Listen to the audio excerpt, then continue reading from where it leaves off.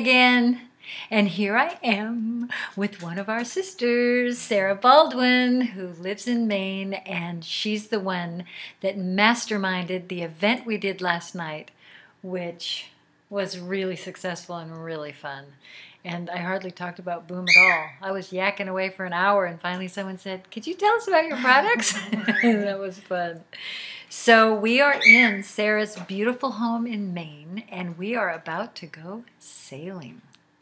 We know how to mix business with pleasure. Sarah is also owner of a young business she has had for 3 years now called Bella Luna Toys. Yeah, handmade wooden toys, which I haven't seen yet. We're gonna go over to our office later today. Looking forward to that. And so we thought it would be fun to say hello together, and we started talking about business and pleasure and challenging ourselves at 50 and 60 and starting a new cycle of life, you know, empty nesters, and challenging ourselves with new businesses, and we thought we'd like to talk about it. But first, I want to ask you, did you figure out what that little Saturday at Saturday, hi-me-ho and ooh-cha-cha is from? Nobody said anything in the comments. However, I loved all your comments, and I'm going to get to a lot of those questions next Saturday. But it came from the Little Rascals. So one of the characters woke up and he didn't want to go to school. He's like, "Mom, I'm sick." And he touched his thermometer to the light, and she was like, "Oh, you're going to have to stay in bed. It's too bad because it's Saturday. You don't have to go to school today." And he jumped out of bed and he danced around and he said, "It's Saturday, hi-me-ho and ooh-cha-cha." So that's what that was all about. Just a fun, corny thing to do.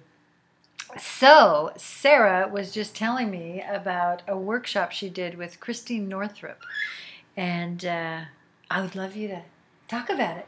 Sure. I was telling Cindy a couple of years ago I went to a workshop with Christine Northrup that she founded Women to Women here in Maine, which is a wonderful women's healthcare practice. And she's the author of the book Women's Body, Women's Wisdom, and a new book on menopause. And at the time I went to the workshop, she had just written her newest book called The Secret Pleasures of Menopause. Oh, I love that title. It was a wonderful weekend. We experienced a lot of pleasure and learned the importance of experiencing pleasure. Yeah, and I know her as kind of the hormone doctor. Mm-hmm. You know, any women that are having any troubles, premenopause, postmenopause with hormones. So you might recognize her name from that. But yeah, anyway, go ahead. So one thing that I was just about turning 50, I think, at the time. I went to this workshop. I'm 54 now. And what Dr. Northrup talked about was she explained that up until menopause, a woman has a tremendous amount of energy, creative energy, that is geared toward creation, creating babies and taking care of others, nurturing others. And around the time of menopause, all that energy is freed up. And at that time of life, a woman may experience urges to do something creative, to do something new she hasn't done before. And I really related to that at the time because I had been teaching for a long time. I loved teaching. I taught in a Waldorf school, loved Waldorf education. But there goes my phone. It's not a real cricket. I'm going to let it go. But I was feeling that urge to do something new. I didn't yet know what it was. But it was the next year I decided to take a big leap of faith and resign from my teaching job, not knowing what would come next. It was scary. Yeah, that's a big leap. Yeah. Didn't know how I would replace my income. And here in Maine, there's not a lot of industry or jobs, and but I just felt it was something I had to do. So made the decision. Told my school I wouldn't be back the following year, and almost as soon as I made that decision, I got a newsletter saying that this company, Bella Luna Toys, was for sale. It was started by a young mother in California.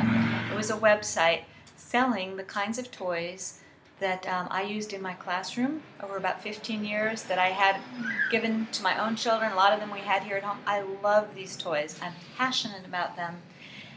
And my mind kept telling me, you can't do that. You have no experience in business. You have no retail experience. You've never done this before. You don't know the first thing about running a business. I'd never dreamed of having a business. That's exactly what I experienced as well. Yeah. Really? I love this idea of all that energy inside of us that isn't being used anymore for other things, that we're just, we just let it loose and mix it with our intuition, our woman's intuition that I finally started trusting at about 45. Mm-hmm. And it's amazing what can happen. So listen to this story. It's incredible. So as I was saying, I kept talking myself out of doing this. I had been talking to the founder, the original owner, and I told her at one point, I'm not going to do it. The economy's terrible. These toys are not cheap toys. Who's buying expensive wooden toys? I have no experience.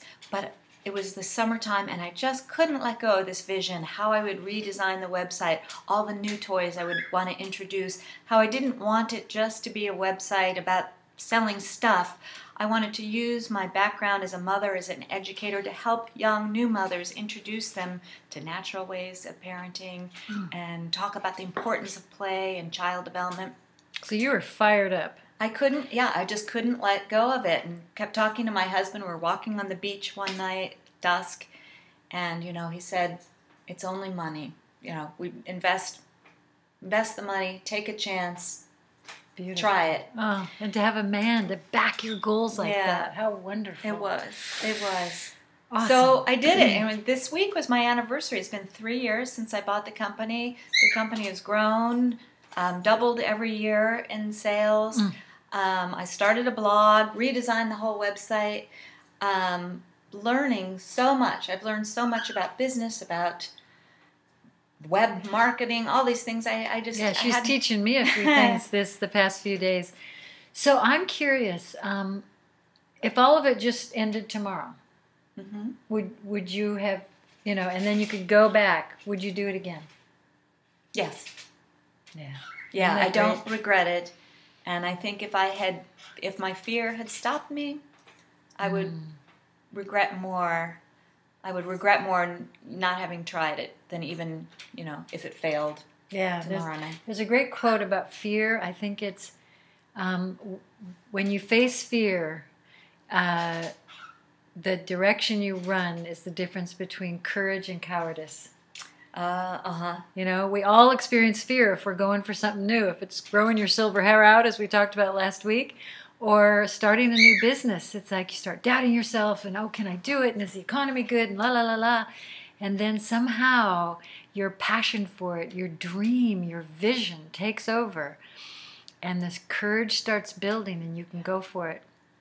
And I think a really important point, and the reason we're talking about this, is what are the 50s and what are the 60s in your life?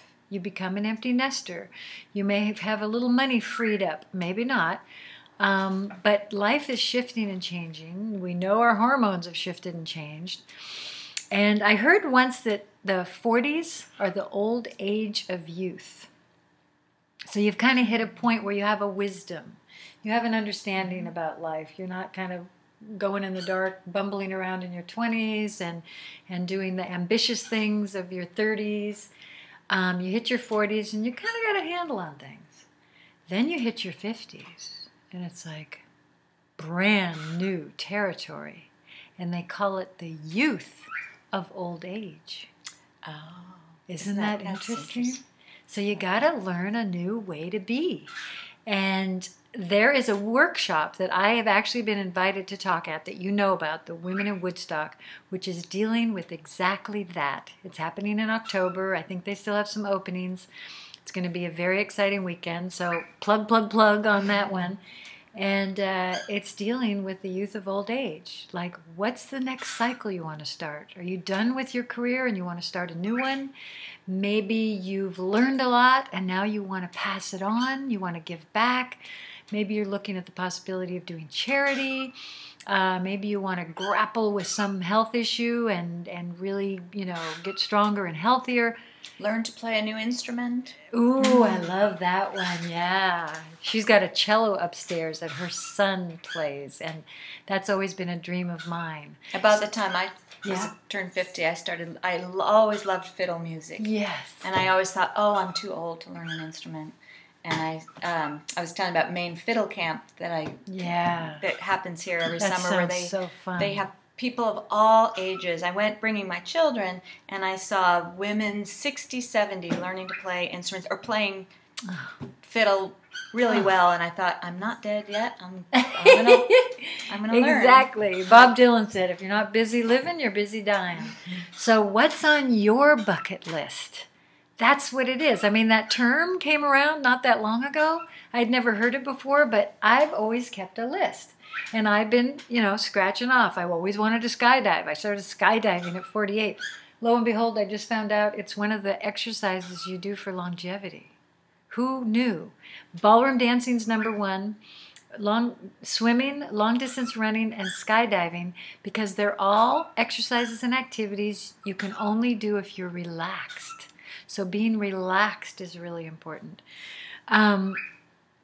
So my thinking is the excitement that we now have more time to go after all those things we're passionate about on our bucket list. You don't have to start a new business. That takes up a lot of attention. But we're finding some time to play. Sarah and her husband have a sailboat, so they have invited us to go out on the boat today, and we're going to do a little overnight in the harbors of Maine, and we're going to go to a little island and check out this great restaurant and B&B and come back tomorrow. So, we've managed to handle all our customer service emails and do this little Saturday with Cindy, and also mix in the pleasure. Make sure your work is pleasurable. She's excited, working night and day because she's learning every day. You got a new manager, you're taking on new employees, It's, I can't remember if I was telling you, but I love Monday mornings now. My whole life, all my jobs I ever had, Monday, back to work, and now it's like, oh, yay, I get to go back to work and that's build beautiful. It. Yay for Monday mornings. I don't know if my employees feel the same way, but that's great. I love going back to it. And this was a first time Saturday with Cindy and Sarah. Mm-hmm. So maybe you'll be seeing Sarah another Saturday, though we live quite far apart. And maybe I'll bring on some new people in the future Saturdays. So it's been a blast. And I didn't show you my cup of coffee, but we've been sitting here doing our coffee thing with our girlfriends. Mm-hmm. So it's great seeing you. It's been a blast having you. You have anything to say to the ladies? Oh, just thank you, Cindy, for letting me be here and sharing with all of you. Thanks so much. Great. Okay, ladies. See you next Saturday. Bye. Bye.